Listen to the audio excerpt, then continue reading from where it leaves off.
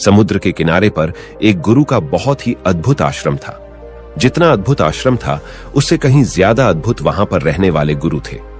उस सन्यासी ने अपना पूरा जीवन विज्ञान और अध्यात्म के नाम पर लिख दिया था। संध्या के समय पास के ही गांव से कुछ युवक उस सन्यासी के उपदेश सुनने के लिए उस आश्रम में पहुंच जाते थे। एक दिन संध्या उपदेश में एक युवक ने गुरु से एक सवाल किया। उसने कहा कि गुरुदेव, मन बहुत ही विचित्र है। मैं बार बार अपने आप से ये बोलता हूं कि यह गलती मैं इस बार नहीं करूंगा, लेकिन हर बार मैं वही गलती दोबारा से दोहरा देता हूं। सोचता हूं कि अतीत में जो गलतियां मुझसे हुई है उनके लिए मैं पश्चाताप ना करूं, लेकिन मेरा मन हमेशा दुख से भरा रहता है। आप कहते हैं कि ध्यान सब दुखों को मिटा देगा, लेकिन मैं रोज ध्यान करता हूं, लेकिन उस ध्यान का मुझे कोई फायदा नहीं मिलता। ऐसा क्यों होता है? मैं क्या करूं? कृपया करके मेरा मार्गदर्शन करिए। सन्यासी ने सबकी समस्या हल करते हुए कहना शुरू किया। उन्होंने बताया कि शुरुआती ध्यान सबसे ज्यादा कठिन होता है, क्योंकि शुरुआत में व्यक्ति के मन को आदत नहीं होती है। वो इधर उधर भागता है, अतीत की बातों को याद करता है, लेकिन ध्यान एक जगह पर लगा नहीं पाता। प्राचीन समय में जब भी कोई शिष्य अपने गुरु के पास ध्यान सीखने के लिए आता था, तो वह गुरु शिष्य को ब्रह्म मुहूर्त में ध्यान लगाने के लिए कहा करते थे, क्योंकि ब्रह्म मुहूर्त सृजन का समय होता है। इस समय सारी प्रकृति एक नए दिन की शुरुआत करती है। पक्षी वृक्ष पर कलरव करने लगते हैं और मुर्गे बांग देने लगते हैं। कमल खिल उठता है और पूरी प्रकृति एक सौंदर्य से भर जाती है। प्राचीन शास्त्रों के अनुसार पूरे 24 घंटों को 30 ब्रह्म मुहूर्त में विभाजित किया गया है। ब्रह्म मुहूर्त की शुरुआत सूर्योदय से 1 घंटा 36 मिनट पहले हो जाती है। अलग अलग रथों में सूर्योदय का समय अलग अलग होता है। इसी प्रकार ब्रह्म मुहूर्त का समय भी अलग अलग रथों के हिसाब से अलग अलग होता है। गर्मियों के दिनों में अगर सूर्य 6 बजे उदय हो रहा है, तो ब्रह्म मुहूर्त की शुरुआत इससे 1 घंटा 36 मिनट पहले यानी कि 4:24 पर हो जाती है। और वहीं पर सर्दियों में सूर्य अगर 7 बजे उगता है, तो ब्रह्म मुहूर्त की शुरुआत 5:24 पर होती है। आसान भाषा में अगर बात करें तो 4 बजे से 6 बजे का समय ब्रह्म मुहूर्त का ही समय होता है। यह वह समय होता है जब मंदिर के पट खुल जाते हैं। ऋषि मुनि नदियों में स्नान करने के पश्चात ध्यान साधना में लीन हो जाते हैं। चलिए विस्तार से समझते हैं कि इस समय हमारे शरीर में क्या बदलाव आते हैं। आयुर्वेद का कहना है कि मनुष्य का शरीर 3 ऊर्जाओं से यानी कि 3 दोषों से बना होता है, वात, पित्त और कफ। यही तीनों ऊर्जाएं हमें पूरी तरह से संचालित करती हैं। अगर इन दोषों का संतुलन हमारे शरीर में खराब होने लगता है, तो हम तरह तरह की बीमारियों से ग्रस्त हो जाते हैं। इन तीनों में से सबसे मुख्य ऊर्जा होती है वाद की। वाद का संतुलन खराब होने से हमारे शरीर में 80 तरह की बीमारियां पैदा होती है। पित्त का संतुलन खराब होने से 40 और कफ का संतुलन खराब होने से 20 तरह की बीमारियां जन्म लेती है। इस प्रकार इन तीनों दशाओं में से वाद सबसे ज्यादा महत्वपूर्ण है, और वाद हमारे शरीर में सबसे ज्यादा सक्रिय सुबह के 2 बजे से 6 बजे के बीच में होता है। यानी कि ब्रह्म मुहूर्त से पहले उठने वाले लोगों का वाद हमेशा संतुलन में रहता है, और इसी वजह से उनका पेट अच्छे से साफ होता है। उन्हें कोई बीमारी नहीं होती, वो हमेशा ऊर्जा से भरे हुए रहते हैं। उनका मुख कमल की तरह चमकता रहता है, उनमें असीम सौंदर्य पैदा हो जाता है। ब्रह्म मुहूर्त में उठने वाले लोग हमेशा आनंद में रहते हैं और किसी भी काम को वो ध्यान बना लेते हैं। जो भी बुद्धिमान आदमी होता है वो इस समय को व्यर्थ नहीं गवाता। अष्टांग हृदय, जो कि आयुर्वेद की एक श्रृंखला है, उसमें लिखा हुआ है कि खुद को जानने के लिए सबसे योग्य समय ब्रह्म मुहूर्त का ही होता है। जो लोग ध्यान में गहरे उतरना चाहते हैं, खुद की खोज करना चाहते हैं, उन लोगों के लिए ब्रह्म मुहूर्त का समय किसी वरदान से कम नहीं होता है। ये वो समय होता है जब पूरी प्रकृति एक नई शुरुआत करती है। इसीलिए जो अतीत होता है वो पीछे छूट जाता है। दिन में और किसी समय ध्यान करने से आपको विचार परेशान कर सकते हैं और आप ध्यान को लगा नहीं पाएंगे। लेकिन ब्रह्म मुहूर्त में जब दिन की शुरुआत होती है तो आपका मन और मस्तिष्क पूरी तरह से खाली होता है और ध्यान में उतर पाना उतना ही आसान होता चला जाता है। एक बार तथागत यानी कि बुद्ध के प्रिय शिष्य आनंद ने उनसे पूछा था कि हे तथागत, ब्रह्म मुहूर्त का समय आपके लिए कितना महत्वपूर्ण होता है। इस पर तथागत ने उत्तर दिया था कि जिस प्रकार मछली के लिए जल महत्वपूर्ण होता है, उसी प्रकार ध्यान और शून्यता का जीवन जीने के लिए ब्रह्म मुहूर्त में सही समय पर जागना और जागने के बाद ध्यान में उतरना बहुत जरूरी होता है। अगर आपकी यात्रा आनंद की तरफ नहीं है, आप दुखों में, कष्टों में अपना जीवन जीना चाहते हैं, तो आपके लिए ब्रह्म मुहूर्त का कोई महत्व नहीं है। लेकिन अगर आप अपने जीवन में आनंद चाहते हैं, खुशी चाहते हैं, हमेशा ऊर्जा से भरा हुआ महसूस करना चाहते हैं, तो यह जरूरी हो जाता है कि बुद्धिमानों की तरह आपको भी ब्रह्म मुहूर्त का पूरा उपयोग उठाना चाहिए। सभी युवक ध्यानपूर्वक सन्यासी की बातें सुन रहे थे।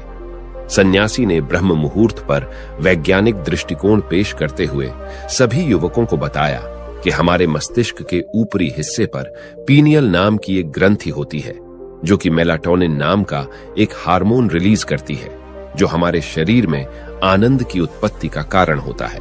ये वही हार्मोन होता है जितने अच्छे से और जितनी ज्यादा मात्रा में पीनियल ग्लैंड मेलाटोनिन नाम का ये हार्मोन रिलीज करती है, उतना ही आनंदित हम रहते हैं।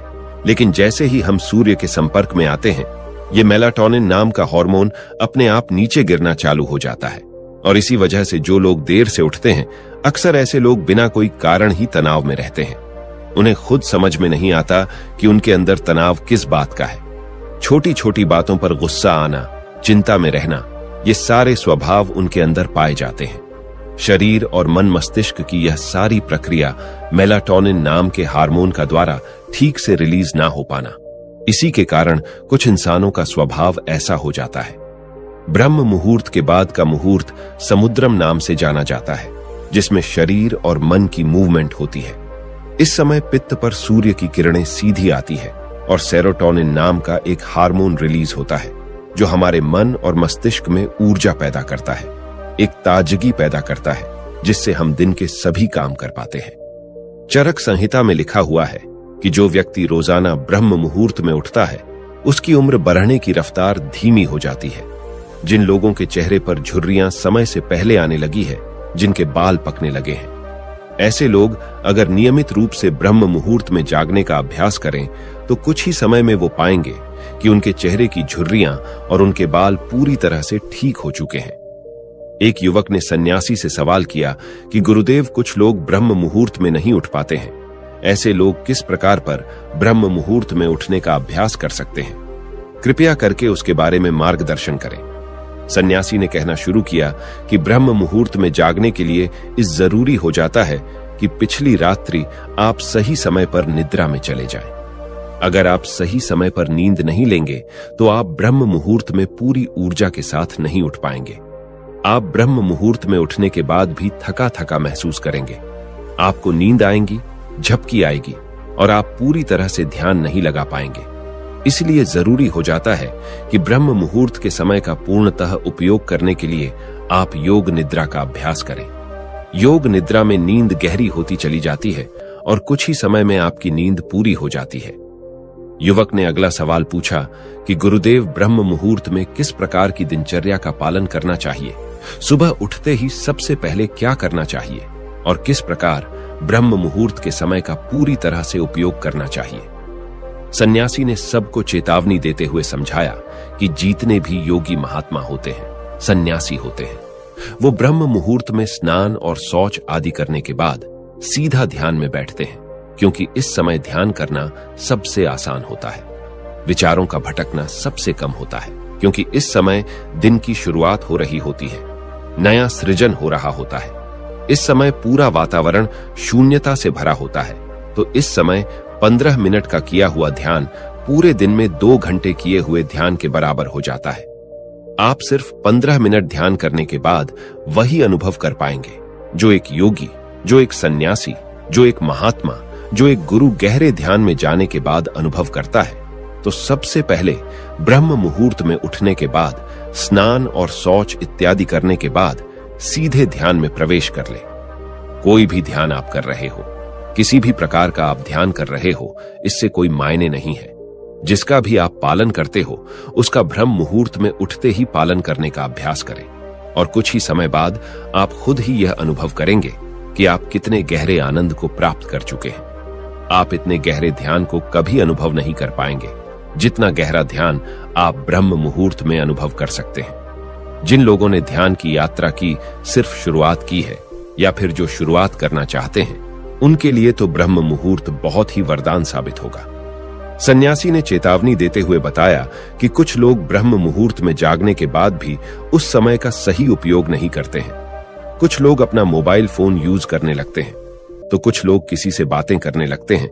लेकिन इस समय अगर आपका टहलने का मन हो रहा है, ध्यान करने के बाद, तो आप अपने चप्पल या जूते निकालकर हरी घास पर घूमें। इससे आपकी त्वचा और आपकी आंखों को बहुत ही लाभकारी फायदे मिलेंगे। ध्यान और योग आसन करने के बाद एक व्यक्ति को शारीरिक अभ्यास जरूर करना चाहिए, क्योंकि ब्रह्म मुहूर्त में जब हमारे शरीर से पसीना निकलता है तो हमारे रक्त तक शुद्ध वायु यानी कि ऑक्सीजन पहुंचती है, जो हमारे रक्त संचार को बेहतर कर देती है और हमारे शरीर की सारी गंदगी बाहर आ जाती है। शारीरिक अभ्यास करने के बाद आप पूरे दिन चुस्त रहेंगे। आप बिल्कुल भी आलस्य नहीं करेंगे, थका थका महसूस नहीं करेंगे, जिससे भी मिलेंगे जिंदा दिली से मिलेंगे। लोग खुश हो जाएंगे। आपके पास बैठकर आपसे बातें करके लोग मंत्रमुग्ध हो जाएंगे, और यही सफलता का सबसे मूल मंत्र होता है। जो लोग सुबह उठकर ध्यान और शारीरिक अभ्यास मात्र कर लेते हैं, वो जीवन में महान उपलब्धियां हासिल कर सकते हैं। आखिर में सन्यासी ने सभी युवकों को समझाते हुए कहा कि ब्रह्म मुहूर्त का समय हमारे जीवन का सबसे कीमती समय होता है। इसीलिए इस समय को दूसरी गतिविधियों में बर्बाद मत करो। इस समय को तुम अपनी आध्यात्मिक और मानसिक उन्नति के लिए बहुत अच्छे से इस्तेमाल कर सकते हो और इसका सदुपयोग कर सकते हो। इसके बाद सन्यासी सभी को प्रणाम करके वहां से प्रस्थान कर गए। तो दोस्तों, उम्मीद करता हूं आपको इस कहानी से एक अच्छी सीख मिली होगी। कहानी आपको कैसी लगी हमें कमेंट बॉक्स में कमेंट करके जरूर बताएं, और इस वीडियो को लाइक भी जरूर करें, और साथ ही इस वीडियो को अपने दोस्तों के साथ जरूर शेयर करें ताकि उन्हें भी इस कहानी से कुछ सीखने को मिल सके।